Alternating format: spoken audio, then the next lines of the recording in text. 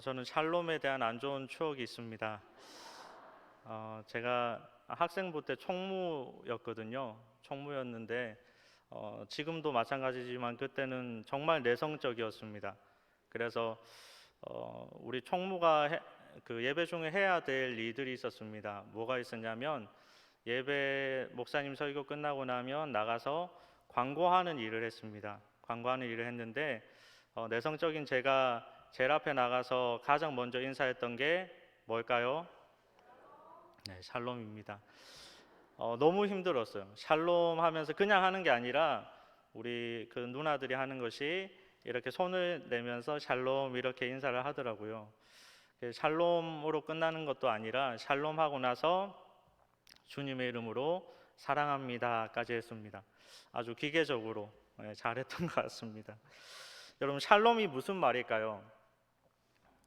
샬롬은 히브리어로 평화, 평안, 평강을 말하는 것입니다. 우리가 안녕하세요, 잘 가세요 인사하는 것과 같이 히브리식 인사가 샬롬입니다. 여러분 평안하십니까? 안녕하십니까? 때로는 전화 통화를 하다 보면 성도님 평안하시죠? 라고 질문을 할 때가 있습니다. 제가 여쭤보는 거죠. 그때 우리 성도님들이 대부분 네, 목사님 평안합니다 라고 이야기를 하지만 간혹 가다가 평안하지 않습니다, 어려움이 있습니다 라고 말할 때가 있습니다. 그때 저는 조심스럽게 여쭤봅니다. 무슨 일인가요? 라고 여쭤봅니다. 우리는 평안하면 좋겠지만 때로는 평안하지 못할 때가 많습니다. 2018년도 9월 28일에는 인도네시아 술라웨시 섬에 7.5 규모의 강진과 쓰나미가 있었는데 그때 사망자 수가 3,673명입니다. 실종자 수는 667명, 부상자는 10,000명, 그리고 집은 1,000채, 피해액은 9,711억 원입니다. 여러분 어마어마하죠. 그리고 또 안타까운 것은 2021년도에 또다시 그 지역에 지진이 나서 사망자가 생겼고 또 부상자가 생겼다라는 것입니다. 우리는 알게 모르게 우리 주변에 많은 어려움들이 일어나고 있는데요. 세계 곳곳에 어려움이 있습니다. 특별히 21세기 최악의 자연재해가 여러분 1위가 어딘지 아십니까? IT 대지진입니다. 아마 기억하실 텐데요. 이 IT 대지진 때 총 사망자 수가 31만 명입니다. 그리고 부상자 수만 30만 명입니다. 총 61만 명이죠. 여러분 송파구 인구가 몇 명일까요? 65만 명입니다. 엄청난 인원이 사망하거나 부상을 했다라는 것입니다. 그리고 2위는 인도네시아 수마트라 섬에 있던 그 인근 주변에서 일어난 지진의 일인데요. 이때는 23만 명이 사망을 했습니다. 여러분 이런 소식을 들을 때마다 여러분은 어떤 생각을 하십니까? 저는 이런 소식을 들을 때마다 과연 나는 안전한가라는 그런 질문을 해봅니다. 여러분 우리는 안전합니까? 여러분 안전하십니까? 우리나라도 지진이 일어나고 있다는 사실을 여러분 아시죠? 2022년 한 해만 해도 지금까지 78회의 지진이 있었습니다. 물론 다른 나라들처럼 크지는 않지만 작은 지진들이 있었는데 저도 살아가면서 지진을 한 번 느껴본 것 같습니다. 그때는 어떤 마음이 들었냐면 너무 무서운 거예요. 말로만 듣던 지진이 몸으로 느껴지니까 그때부터는 잠을 잘 못 잤던 것 같습니다. 혹시나 지진이 나면 어떡하나, 혹시나 지진이 나서 대피를 해야 되는데 그때 어떻게 내가 준비해야 하나, 어떻게 대비를 할까 하면서 가족들의 안위와 또 그 가족들을 데리고 여러분 어디로 갈 걸 생각했을까요? 교회를 갈 걸 생각했습니다. 가족들을 빨리 대피시켜서 교회 지하로 빨리 가야 되겠다라는 생각을 했었습니다. 그리고 라면도 생수도 비상약도 미리 준비를 했었습니다. 그런데 지금은 너무나 편안하게 잘 자고 있습니다. 과거에 왔던 해일이나 지진이나 쓰나미는 전혀 생각하지 않고 그냥 평안하게 나한테는 이런 것이 오지 않을 거야 라는 생각을 가지고 편안하게 자고 있습니다.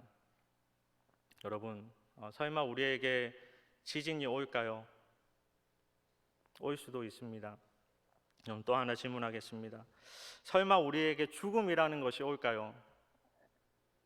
오겠죠. 다 죽습니다. 또 설마 다시 예수님께서 오실까요? 오셔야죠. 오십니다. 그렇다면 우리는 그 준비를 어떻게 하고 있습니까?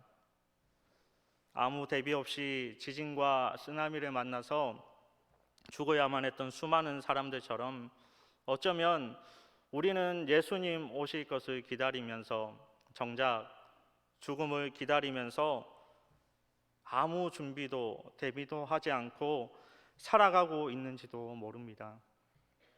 그래서 오늘 말씀은 한 치 앞도 알 수 없는 우리 연약한 우리가 어떻게 이 땅에서 평안하게 샬롬으로 살아가야 되는지를 말씀하고 있습니다. 오늘 말씀에 한 부자가 있습니다. 이 부자가 풍년이 들었습니다. 그래서 평소보다 더 많은 이익을 내고 나서 생각합니다. 내가 곡식 쌓아둘 곳이 없으니 어찌할까? 그리고 또 생각합니다. 내가 내 곡간을 헐어 더 크게 짓고 내 모든 곡식과 물건을 거기 쌓아두리라. 그리고 말합니다. 마지막에 뭐라고 말합니까? 내 영혼아 여러 해 쓸 물건을 많이 쌓아두었으니 이제는 평안히 쉬고 먹고 마시고 즐기자. 이 사람은 지금 무엇을 잘 준비하고 있습니까? 미래를 잘 준비하고 있습니다. 그런데 이 사람은 무엇을 준비하지 않고 있습니까? 미래를 준비하지 않고 있습니다. 다가올 죽음 앞에서 어떤 일이 일어날지를 모르고 그냥 전혀 대비하지 않고 당장 곡식 쌓을 것만 생각하고 있다라는 것입니다. 그리고 그것으로 여러 해 동안 편안하게 정말로 편안하게 살 것을 기대합니다. 여러분, 이 사람이 이 부자가 누구를 닮았습니까? 혹시 저와 여러분은 아닐까요? 우리의 모습인지도 모른다라는 것입니다. 우리도 바로 이 부자와 같이 많이 쌓아두려고 하는 그 사람처럼 살아가고 있는지도 모른다라는 것입니다. 그런데 하나님께서 이 사람에게 이렇게 말씀합니다. 누가복음 12장 20절 말씀을 우리 다 함께 읽겠습니다. 하나님은 이르시되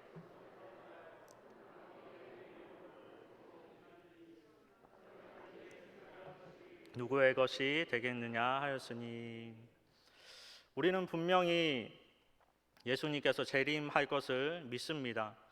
그리고 우리는 분명히 아멘 주 예수여 오시옵소서라고 고백까지 하고 있습니다.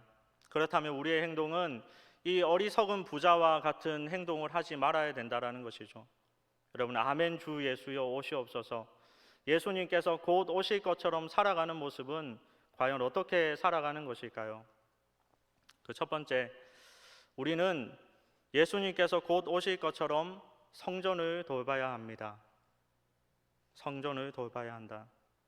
마태복음 24장 48절에서 51절까지 말씀에 주인이 오랫동안 집을 비우면서 그가 함께 있던 종에게 그 집을 맡기는 일이 있습니다.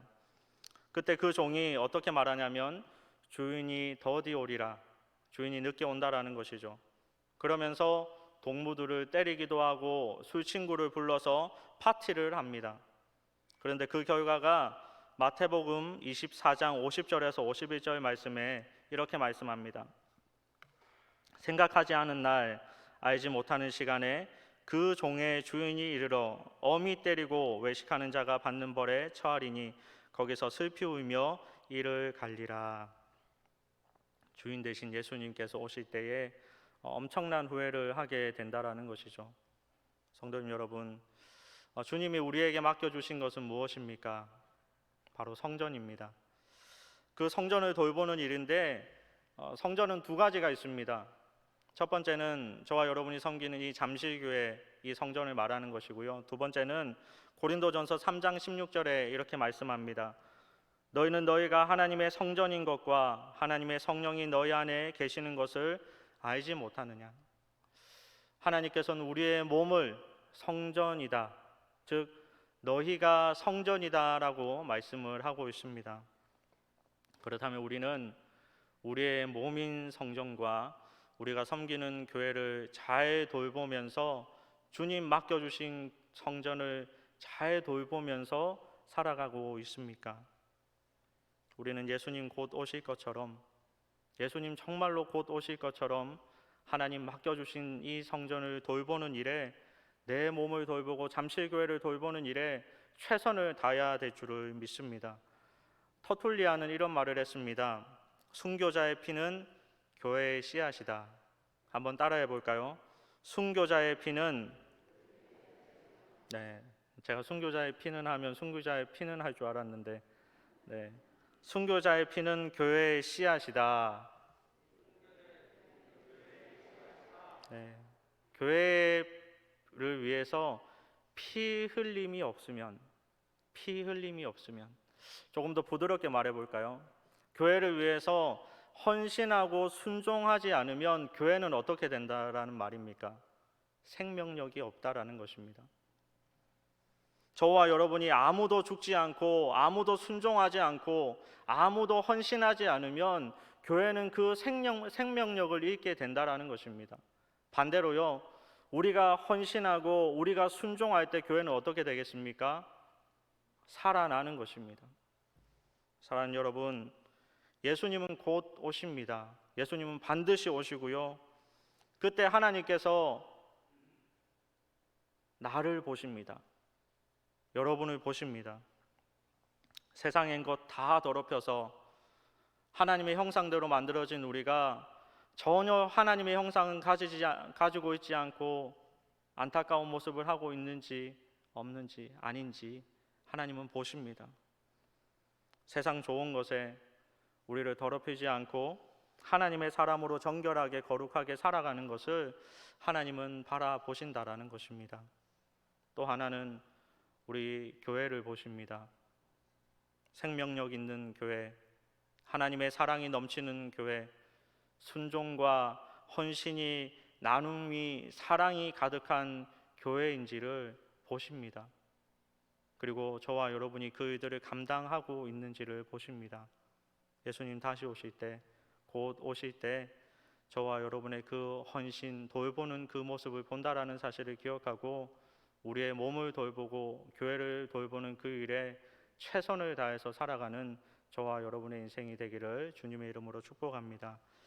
두 번째는 우리는 예수님께서 곧 오실 것처럼 양육해야 합니다. 양육해야 한다. 여러분, 어떤 양육이 필요할까요?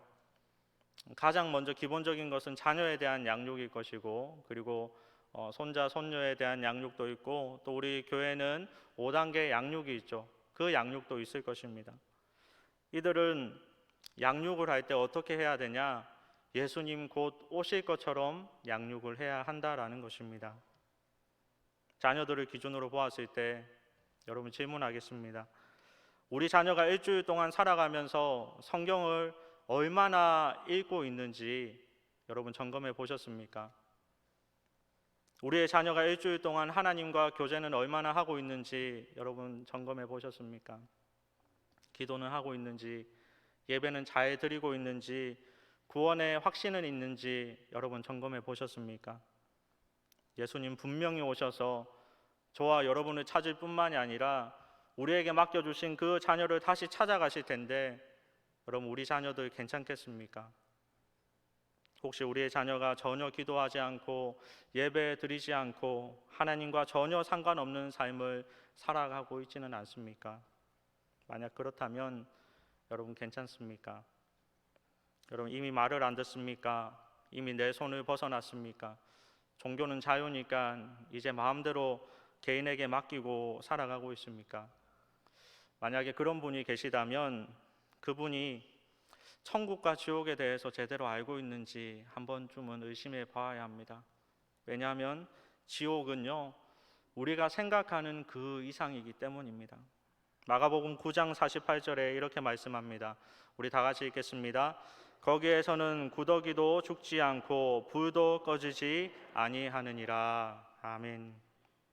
거기에서는 구더기도 죽지 않는데, 여러분, 죽으면 될 텐데 죽지 않고 불이 꺼지지 않는 고통 속에서 구더기도 죽지 않는 그곳이 바로 지옥입니다. 우리는 하나님께서 맡겨주신 우리의 자녀가 중심에 예수 그리스도가 있는지 없는지, 믿음은 있는지 없는지 점검하며 반드시 양육을 해 나가야 된다는 것입니다. 세상의 학문은 많이 배웠지만 하나님의 말씀은 얼마나 알고 있는지, 적어도 구원의 확신은 있는지, 믿음은 있는지, 주일에 나와서 주님의 날 예배는 드리고 있는지, 예수님께서 곧 오실 것처럼 두려운 마음으로 우리 자녀의 믿음을 돌아보아야 하는 것이, 돌보아야 하는 것이 저와 여러분의 책임이기도 하고, 더 간절히 기도하고 눈물을 흘려야 되는 것이 우리의 책임이기도 합니다. 유대인들은 어려서부터 나 없는 하나님은 있어도 하나님 없는 나는 없다, 나는 하나님의 도구이다 라고 가르칩니다. 여러분은 어떻게 양육하고 계십니까? 자녀로 하여금 하나님께 예배 드리는 것이 우리의 생명임을 가르치시기 바랍니다. 자녀로 하여금 하나님과의 약속, 주일 성수가 무릇 지킬 만한 것 중에 가장 소중한 것이라는 것을 여러분 가르치시기 바랍니다. 자녀로 하여금 하나님을 위해 드리는 물질과 시간과 봉사와 헌신이 가장 저축해야 될 것 중에 가장 값진 저축이라는 것을 여러분 가르치시기 바랍니다. 시편 127편 3절에는 이렇게 말씀합니다. 보라, 자식들은 여호와의 기업이요 태의 열매는 그의 상급이로다. 아멘. 우리의 자녀가 하나님의 기업임을 여러분 믿으시기 바랍니다. 예수님 곧 오실 것처럼, 정말로 예수님 곧 오실 것처럼 우리에게 맡겨진 자녀 또는 손자와 손녀, 또 교회학교 아이들도 있겠죠. 또 우리 양육하면서 그들을 사랑하고 기도하고 가르쳐서 우리의 물질과 시간과 열정과 모든 것들을 쏟아부으면서 이 사람이, 이 자녀가, 이 손주들이, 이 아이들이 하나님의 기업이 될 수 있도록 예수님 오셨을 때 맡겨놓았던 우리 자녀를 다시 찾으셨을 때 흡족해 하면서 기뻐하면서 그 일에 쓰임받는 저와 여러분의 삶이 되기를 주님의 이름으로 축복합니다. 마지막 세 번째입니다. 우리는 예수님께서 곧 오실 것처럼 예배 드려야 합니다. 기도와 찬양을 드려야 합니다. 한번 따라해 볼까요? 우리는 예수님께서 곧 오실 것처럼 예배 드려야 합니다. 여러분, 예배는 무엇입니까? 제사이고요. 제사는 어떻게 드리냐면 희생이 따릅니다. 여러분, 구약 성경을 다 읽어보셔서 알겠지만 희생이 반드시 따르는 것이 예배입니다. 제사는 우리의 육신을 드리는 것이고, 제사는 내 안에 하나님으로 채우는 것입니다. 우리는 온 마음과 정성을 다해서 하나님께 예배 드려야 하는 것이죠. 그런데 여러분 저를 포함해서 많은 사람들이 이 예배를 그냥 쉽게 어쩌면 습관적으로 드릴 때가 있습니다. 그냥 아예 예배를 보시는 분들도 있습니다. 여러분, 예배는 어떻습니까? 보는 것이 아니라 우리의 마음을 하나님 앞에 정성 다해서 드리는 고백, 내 것을 드리는 것이 바로 예배입니다. 그래서 예배는요, 본다고 말하지 않습니다. 예배는 뭐라고 말한다고요? 드린다라고 말하는 것입니다.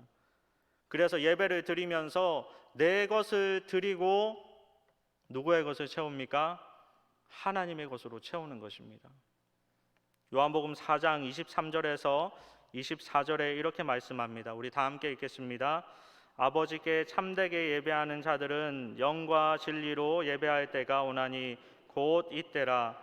아버지께서는 자기에게 이렇게 예배하는 자들을 찾으시느니라. 하나님은 영이시니 예배하는 자가 영과 진리로 예배할지니라. 아멘. 여러분, 무엇으로 예배한다고요? 영과 진리. 여러분, 영으로 예배드리고 계십니까?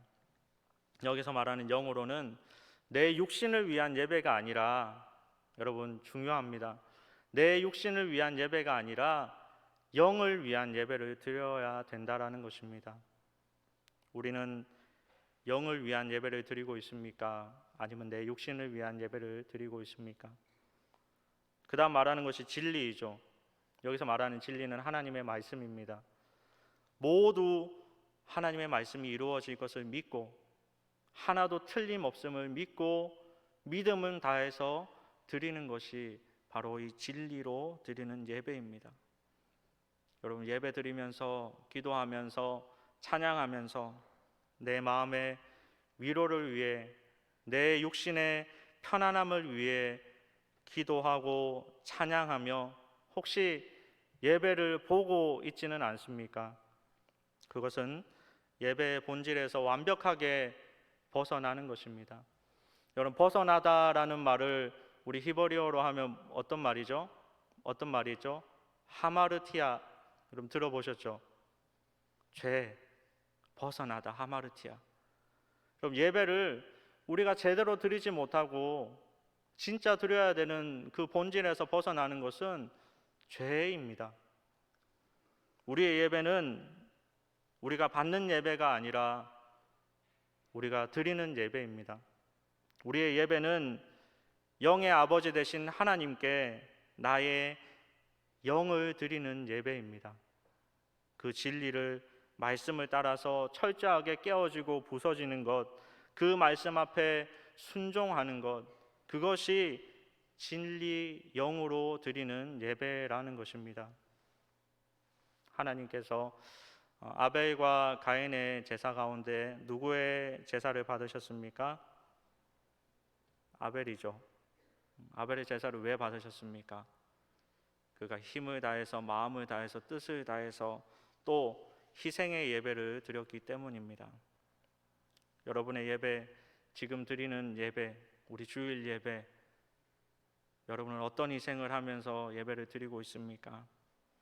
예배는 희생이 따르고요, 예배는 대가가 따르고, 예배는 나의 것을 내려놓고 하나님의 것을 다 담는 것이 예배입니다. 요셉 케이보 목사님은 체코슬로바키아가 공산주의 통치하에 있을 때 인물입니다. 아버지는 학교에서 공산주의를 가르치는 교사였고 어머니는 독실한 크리스찬이었습니다. 어릴 때 그가 주일 아침이면 3시간 동안 기차를 타고 프라하에 가서 2시간 30분 동안 예배를 드렸습니다. 그리고 예배 후에 공원에 가서 잠시 점심을 먹고요, 또 점심 먹은 후에 다시 2시간 30분 동안 예배를 드렸습니다. 그리고 다시 3시간 동안 기차를 타고 집으로 돌아갔다라는 것입니다. 일주일에 한 번 드려지는 예배, 이토록 엄청난 대가를 지불하여서라도 너무나 소중하기 때문에 그 예배를 그렇게 힘을 다해서, 마음을 다해서 드렸다라는 것입니다. 우리는 어떻게 예배드리고 있습니까? 한 번의 예배를 위해서 엄청난 대가를 지불하더라도 예배를 소중히 여기고 힘을 다해 마음을 들여 예배드리는 저와 여러분이 되시기를 바랍니다. 시편 121편 1절에는 이렇게 말씀합니다. 우리 다 함께 읽겠습니다.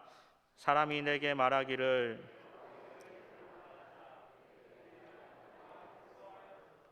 아멘. 예배를 위해 희생하고 헌신하고 순종하고 기뻐하는 참 예배자, 예수님 곧 오실 것처럼 이 예배로 내가 호흡하고 있다라는 사실을 기억하고 이 예배가 내 생명이라는 사실을 기억하면서 최선으로 예배 드리는 자, 바로 저와 여러분이 되기를 주님의 이름으로 간절히 축복합니다. 말씀을 정리하겠습니다. 앞으로 남은 인생 가운데 우리가 어떻게 살아가야 되겠습니까? 주님 곧 오실 것처럼, 주님 곧 오실 것처럼 헌신하시기 바랍니다. 우리 대림절에 많이 하는 말이 있죠. 주님 오심을 기다리자, 주님 오심을 기다리자라고 말을 하는데 꼭 대림절뿐만이 아니라 우리가 매 순간순간마다 주님 곧 오실 것처럼 아멘 주 예수여 오시옵소서 하며 주님 곧 오실 것처럼 헌신해야 합니다.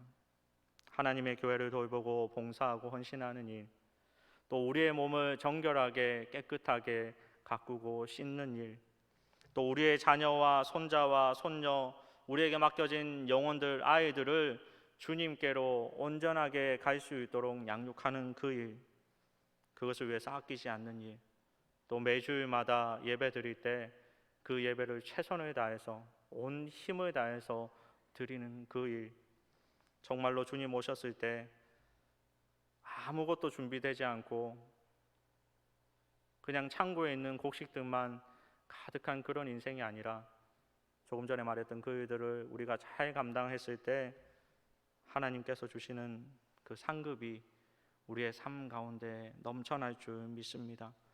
하늘의 복을 더 꿈꾸면서 우리 대림절을 보내고 있는 지금 주님 오실 것, 곧 오실 것을 기대하고 기다리면서 더 열심히 교회와 또 나와 자녀와 또 예배를 위해서 최선을 다하는 저와 여러분의 삶이 되기를 주님의 이름으로 간절히 축복합니다.